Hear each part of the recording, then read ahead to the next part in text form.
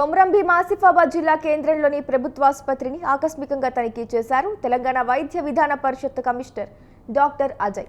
ఆసుపత్రిలోని రికార్డులను ఆయన పరిశీలించారు. ఆసుపత్రిలో చికిత్స పొందుతున్న ప్రజలను సౌకర్యాల గురించి అడిగి తెలుసుకున్నారు. ప్రభుత్వ ఆదేశాల మేరకు పలు ఆసుపత్రులను తనిఖీలు చేస్తున్నట్లు తెలిపారు.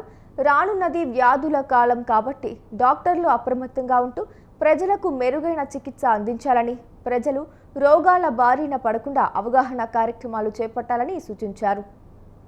ప్రిపేర్నెస్ ఉన్నది పేషెంట్స్ కి. మనం ఏదైనా బాగా బ్యాడ్ అయితే ఏంటి what is that you are going to do అనే దాని మీద హాస్పిటల్ విజిట్ చేయడం జరుగుతుంది.